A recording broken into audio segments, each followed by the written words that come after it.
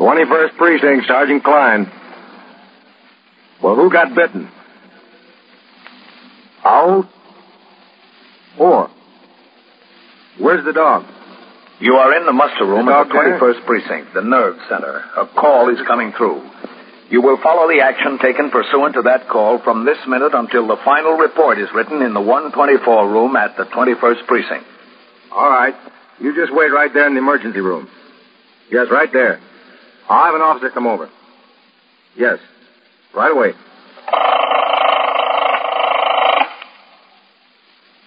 21st Precinct. It's just lines on a map of the city of New York. Most of the 173,000 people wedged into the 9/10 of a square mile between Fifth Avenue and the East River wouldn't know if you asked them if they lived or worked in the 21st. Whether they know it or not, the security of their homes, their persons, and their property is the job of the men of the 21st Precinct. 21st Precinct, 160 patrolmen, 11 sergeants, and 4 lieutenants, of whom I'm the boss. My name is Kennelly, Frank Kennelly. I'm captain in command of the 21st. It was 3:55 p.m. when I came into the precinct house for my night tour, which would keep me on the job until 8 the following morning. As I signed the blotter, Sergeant Burns, who was filling in as desk officer, told me that acting superintendent of buildings of the department was in the house making a routine inspection.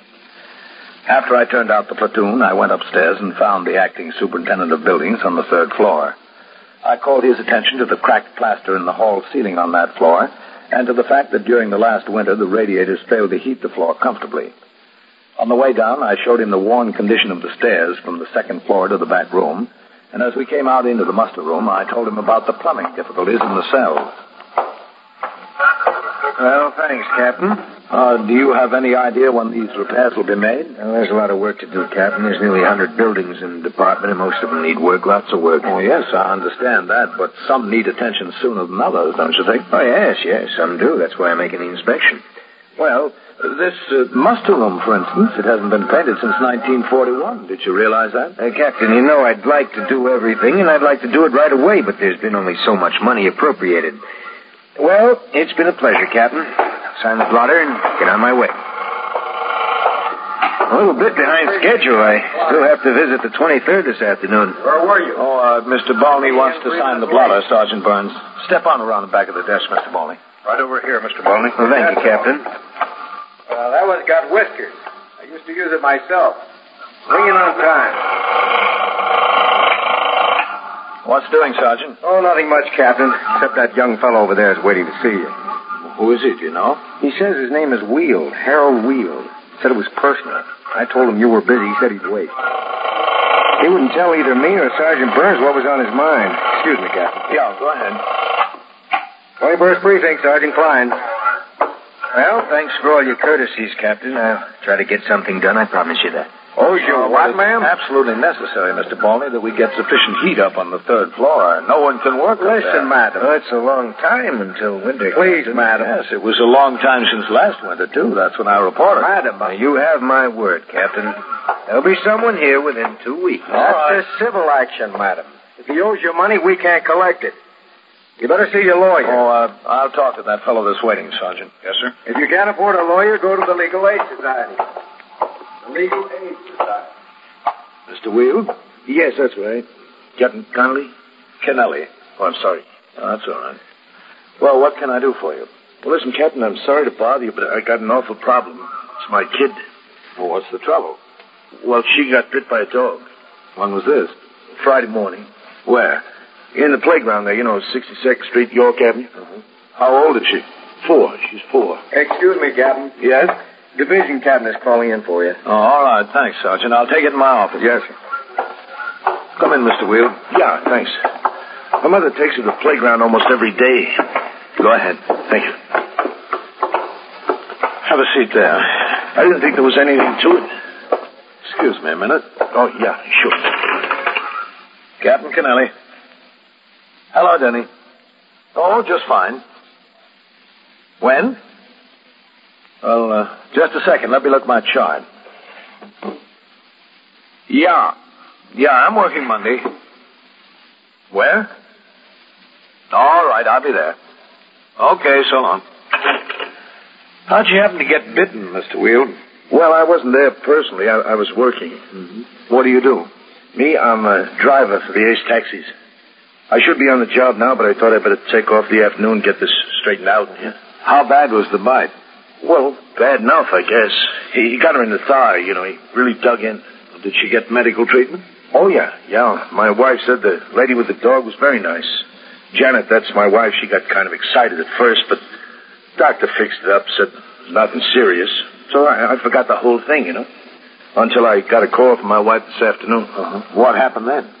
Well, my wife was all excited. She called my dispatcher, left word for me to call her.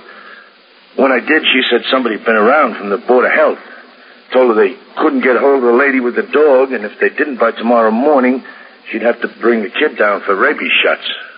There's 22 shots. It takes 22 days. Well, where does the woman with the dog live? In this precinct? I don't know whether it's in this precinct. It's Mrs. Charles Whitney, 190 Sutton Place North. That's in this precinct, yes. So I took a walk over there before. It's a big apartment house, very expensive. I started to go in. The doorman asked me who I wanted, so I told him the whole story. Mm-hmm. He buzzed up to the apartment. There wasn't any answer. He told me a policeman had been around 2 or 3 times today and the day before. The policeman couldn't find anybody there either. Is he from here, that policeman? Yes, that's right. In dog bite cases, there's a 480V notice to be served on the owner. Mm-hmm. A notice to deliver the dog to the ASPCA for observation. Well, anyway, I got to talking to the doorman, and he said he thought sure somebody was home because the elevator man heard the dog barking in the apartment when he went up there on the floor for something else this afternoon. Oh, is that so? Well, I'm only going by what the doorman said the elevator man said. Now, look, the lady was very nice, but I don't want my kid to go through any 22 shots. What's more important, the dog or the kid? What do you think, Mr. Wheel? Well, I know what I think. The important thing is what you think. That, Mrs. Whitney, her husband is a big-shot judge, the doorman told me. You sit here, Mr. Wheel. Well, I'll sit here, but is that going to get me action? That's what I want, action. That's what you're going to get. I'll be right back. Sergeant Burns. Yes, Captain? What are you doing about a 480V on the dog bite case? All right, is that this one on Sutton Place North, Captain? Yes, that's the one. What are you doing about it? Well, it's still hanging, Captain. Lieutenant Snyder said he had a man go by there 3 times during the day tour. There's nobody home. Well, did they go upstairs and see? I don't know about that, Captain. He just said it was still hanging.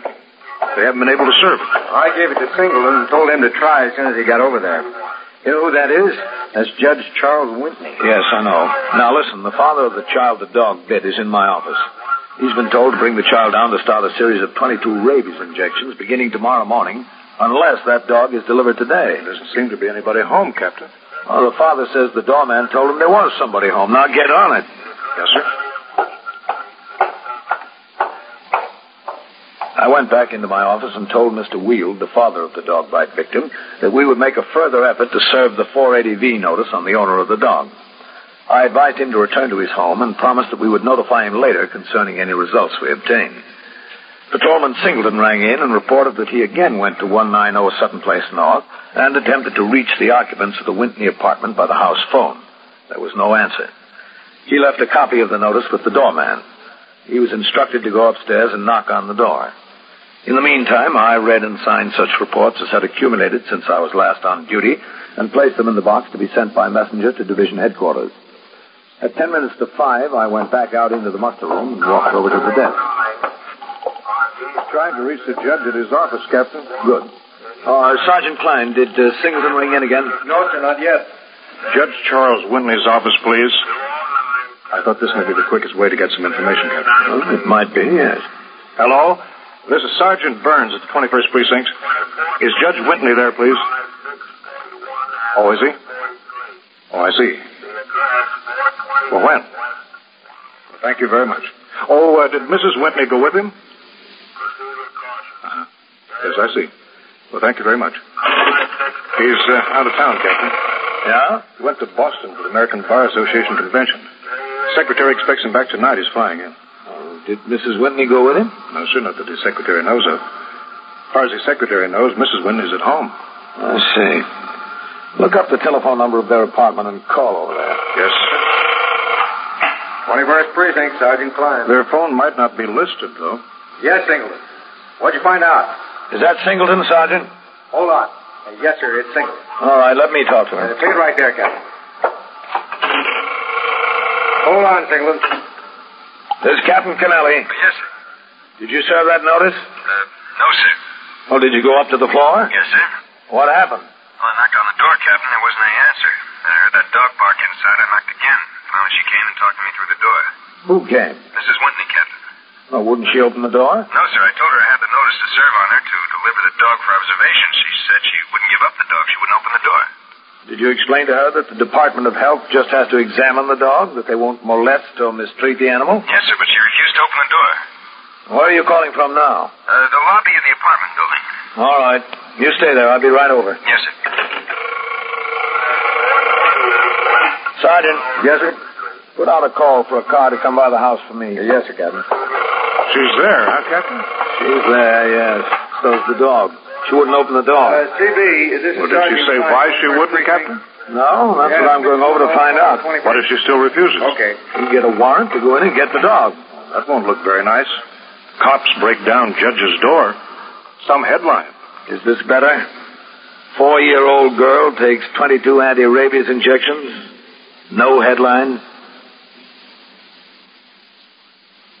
You are listening to 21st Precinct, a factual account of the way police work in the world's largest city. When you apply... And now back to 21st Precinct and Captain Frank Kennelly. The disease of rabies is almost extinct. This is due almost entirely to the cooperation between police and public health authorities and the strict enforcement of the laws relating to dog bite cases. These laws call for the compulsory observation of dogs and other animals who are carriers of the disease after they have bitten, and for compulsory treatment of human victims bitten by an animal that has escaped. The fact that the disease is now rare does not lessen the strictness of enforcement. The idea is to keep it rare. At 5:05 p.m., the car came by the station house and drove me to 190 Sutton Place North, a new apartment building in the high rent classification. As we drove up, I saw patrolman Singleton on the sidewalk in front of the building. The man was standing there talking with him. All right, wait for me here. Hello, Captain. Singleton? Captain, this is Mr. Tedburn. He's the super of the building. The resident manager. Mr. Tedburn? How do you do? You've been waiting down here since you rang in, Singleton? Yes, sir. I really don't see what's all the excitement, Captain. Don't you? The Whitneys are respectable people. He's an important judge. To have policemen running through the halls over something like this, it's ridiculous. Mr. Tedburn, I've just been talking to the father of the girl who was bitten by that dog. If that dog isn't delivered for observation, that 4-year-old girl will have to start a series of 22 injections. Is that ridiculous? Well, I just want to save embarrassment is all. There's no embarrassment on our account. If she'd accept service with the notice, everything would be very quiet and simple. What kind of dog is it, Singleton? Well, the doorman told me a boxer, Captain. That is right, a boxer. Ah, big fellow, Yes, sir. All right, let's go up. Yes, sir. Do you mind if I come along also? I'd be glad to have you, Mr. Tedburn. You can see that we don't embarrass anyone.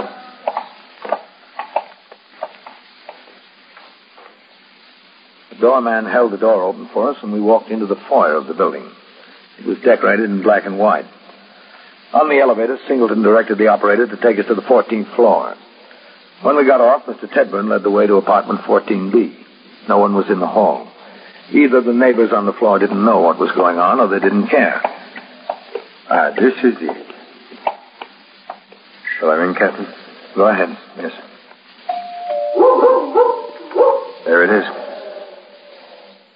Try again. Yes, sir.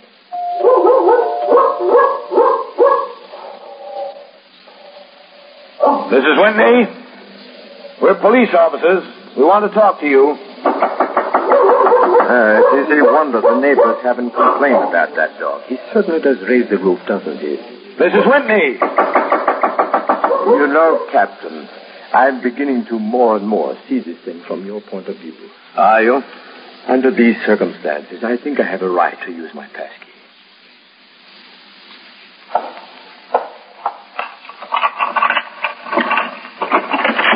Oh, she's got on the door chain.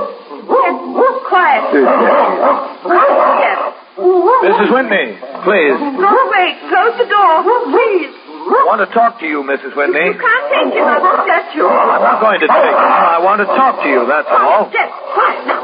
Come on. Where's she going? I don't know. She's coming back. She went to put the dog in the other room. I want you to shut the door and let me alone. You don't seem to understand the seriousness of this, Mrs. Whitney. You want to take Jeff away. I don't want to take him away. He's all we've got. Jeff's all we've got. We have no family, just Jeff, that's all. I'm not going to take him away. I just have to give you this notice. Singleton. Oh, yes, sir. Here it is. I want you to take this, Mrs. Whitney. No, I won't. It's a notice to deliver your dog to the ASPCA by 10 o'clock tomorrow morning. Well, I'll take it, but I won't deliver him. I won't. You can't have him. He's the only thing I've got left. The only thing. All right. Then shut the door. Thank you, Mrs. Whitney. I won't. Do you think she will bring that dog down there? I don't. She's been served with the notice. Okay, Singleton, get back on the job. Yes, sir. People can live in a building 20 years, and you never know they ever existed. 20 years. Hit that elevator bell, will you, Singleton? Yes, sir. Then a little thing like this can cause so much trouble. It's always the little things that cause trouble, Mr. Tedburn. People seem to manage the big ones. We rode down in the elevator. I thanked Mr. Tedburn for his assistance and came out of the building with Singleton. He resumed walking his post, and I got into the car and went back to the precinct house. There, as the officer who served the 480V form on Mrs. Whitney, I filled in the lower half and delivered it to the desk officer to be forwarded to the Bureau of Preventable Diseases, Department of Health. Sergeant Burns told me that Patrolman Mercado had come upon a boy, 17, in the act of turning in a false alarm. He chased him up the stairs of a tenement and over the roofs of 3 adjacent buildings before he was apprehended. The boy admitted turning in at least 5 false alarms during the last month. I went on patrol of the precinct, during which I stopped on post number 2, saw Patrolman Mercado, and congratulated him on the arrest. Later, while I was still on patrol, there was a radio signal to call in. He stopped at the nearest box, and I was told by Sergeant Klein that a visitor was waiting for me, Judge Charles Whitney. I had my operator drive me around to the precinct house. When I got out of the car, I instructed him to pick up his partner, who had been taking his meal period, and resume patrol. As the car drove away, I crossed the sidewalk and walked up into the muster room. Hello, Sergeant. Captain. 21st Precinct, Sergeant Where's the Klein. judge? I suggested the judge wait in your office, Captain. Good. All right. Oh, what's doing, Sergeant? Oh, it's been a quiet tour, Captain. All right, I'll be in my office. Yes, sir. 21st Precinct, Sergeant Klein. Open the what? Judge Whitney? Oh, hello, Captain. We've met before, haven't we? Yes, I think so, at some dinner. Oh, yeah. Well, sit down, Judge. Thank you. I just got into LaGuardia from Boston an hour ago. Yes, sir, I know. I understand you were over to the apartment, Captain. Yes, that's right. We were there. And I'm sorry if we found it necessary to be a little insistent with Mrs. Whitney, but I don't have to tell you the law in these dog bite cases, Judge. If I wasn't able to effect service the way I did, I would have been required to get a warrant and break the door down. I hope you were able to explain that to Mrs. Whitney. Captain, I haven't been able to explain anything to Mrs. Whitney. She wouldn't open the door for me either. Wouldn't she? No. I came home from the airport and went upstairs and tried my key, and she had the chain on the door. Wouldn't open it. Wouldn't even talk to me. Building manager came upstairs and told me what had happened. Well, I'm sorry, Judge. Well, it's not your fault, Captain. I don't blame you. I should have seen it coming. Perhaps I even knew it was coming, and I couldn't bring myself to believe it. What's that, sir? A breakdown. I should have seen it the night I left for Boston. It was the same night that Jeff bit the child. Oh? He's a boxer, you know, so we named him James J. Jeffries, Jeff for short. Mm-hmm. I told her before I left that she would probably be called upon to deliver the dog for observation. And I should have seen from my attitude then that this was going to happen. I was in a hurry to catch the plane. She was all right until then. I understand she was fine when the dog bit the child, that she took the mother and the child to the emergency room, paid the bill, so forth. Yes, that's the report we got, too. But the minute I mentioned the possibility she might have to turn Jeff over for observation, she changed. What was the reason for the change, you know, Judge? Yes, I do. I think I do. See, Captain, we had two sons, Richard and Charles, Jr. They were a year and a half apart, 19 and 20. They were in school at Yale. Last June, they were driving down to New York after school. Their car turned over on the Merritt Parkway. They were both killed. Both of them.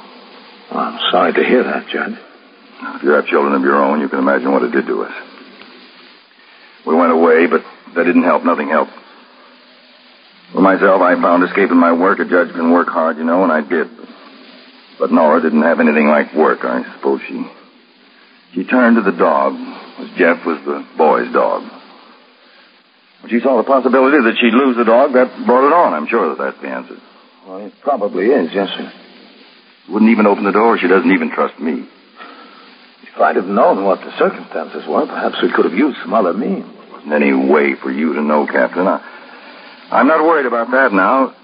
She's locked up in there alone. That's what I'm worried about. I don't know what's preying on her mind. Well, if you want to go into the apartment, Judge, I can call the emergency squad to give us a hand. They have a way with doors. Yes, but it's only as a last resort. No, I'd like to try persuasion some more. I had the door open this wide, the same as you did. I called to her. She wouldn't answer. I couldn't think of anything else to say or do. I came over here. Well, do you have any ideas, Captain, besides the emergency squad, I mean? Well, perhaps I have one, just one. It might work. I don't know. Anything, Captain. I'm willing to try anything. Judge Whitney was a forlorn-looking man as I left him sitting in my office and walked out into the muster room. I gave Sergeant Klein instructions to have a car drive around to the precinct house to pick us up. Also, I told him to have sector car number 1 go to the home of Harold Weald, the father of the dog bite victim. They were instructed to locate Mr. Weald and ask if he would accompany them to 190 Sutton Place North. The car came by to drive Judge Whitney and myself to his apartment house. We rode the elevator to the 14th floor in silence. Is this way, Captain? Yes, I know. Oh, of course you do.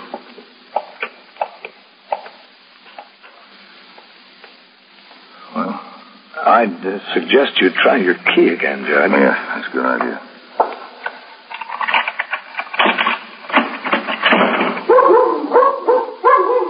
Still on the chain.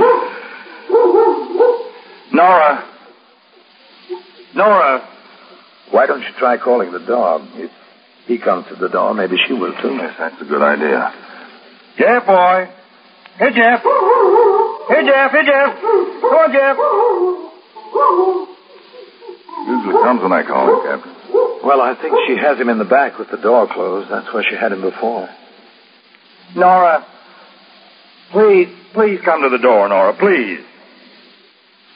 Nora! Let me try. Mrs. Whitney. Mrs. Whitney. Now, that way to your right. One of your men, Captain. Oh, yeah. Took a little while to locate him, Captain. Hello, Captain. Judge Whitney and Mr. Weald. Hi. How do you do? Judge, Patrolman Singleton. How do you do? Pleased to know you, sir. He told me about all the trouble you've been having, Judge. I don't like to cause any trouble, but after all, my little girl... I think it's the other way around as far as trouble being caused is concerned, Mr. Weald. Now, don't worry about that. Well, I think you better call the emergency squad, Captain. This isn't going to do any good. Try again, Judge. Once more. All right. Nora. Nora, please come to the door, Nora. Nora. I think she's coming. Please, close the door, Charles. Let me in, Nora. You've got to. Close the door and go away, Charles. Sweetheart, now, please. I'm not going to let you in. You're part of the law, too. You're on their side. Mrs. Whitney. Close the door, please. This is Mr. Weald. He's the father of the little girl. Oh, how is she? She's all right, I think, ma'am. I'm sorry. I'm terribly sorry. Jeff never bitten anyone before. I think it was an accident. I think he was just trying to get that red ball she was playing with. Just the red ball. He's a very good dog, really. Yes, ma'am. Are you sure she's all right? We hope she'll be all right. She has to take 22 injections. 22 injections? Why? Because we can't get Jeff to see that he doesn't have rabies. Oh, Jeff doesn't have rabies. You know he doesn't. We have to make sure, ma'am. That's the law. I don't want to hear about the law. That's all I ever hear about. You don't want that little 4-year-old girl to go through 22 injections, do you, Mrs. Whitney? Oh, no. That'd be a shame. Well, it's up to you. It's not up to me. Jeff doesn't have rabies. Anybody can see that. Anybody. When were you told to bring your little girl to the Department of Health, Mr. Wheel? Tomorrow morning, 10 o'clock. All 22 at once? No, ma'am. It takes 22 days. Oh, no. Poor little girl. Now, nothing will happen to Jeff, Mrs. Whitney. Believe me. They'll take good care of him. You'll have him back. They'll keep him. They'll take him away from me, just like everything else. 22 injections. That's right. And she's such a little girl. How old is she? 4. Yes, 4. That's right. She was crying and her leg hurt her. With those little curls with a ribbon. I remember those little curls with a ribbon. I never had a little girl. I always wanted one. Not 22 injections. Yes, ma'am. 22. Please close the door. Mrs. Whitney. Please close the door. I can't get the chain off if you don't close the door. Yes, ma'am.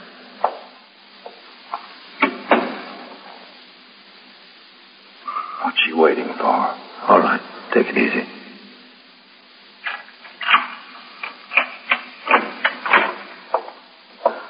Sweetheart, I'm sorry. I'm very sorry. There's a lot to be sorry about, isn't there? So much. Thank you, Mrs. Whitney. Nothing to thank me for. Jeff's in there in the bedroom. I'll see that he gets where he has to go, Captain. Good. Young man? Me? Yes. Yes, ma'am, Mrs. Whitney. Watch her. Watch her every minute. Every minute of your life. Yes, ma'am. Because without her, you won't have any life.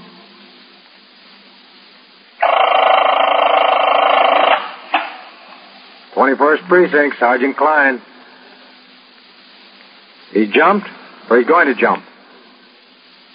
Where is he? On a ledge? Where is it? East 71? And so it goes, around the clock, through the week, every day, every year. A police precinct in the city of New York is a flesh and blood merry-go-round. Anyone can catch the brass ring, or the brass ring can catch anyone.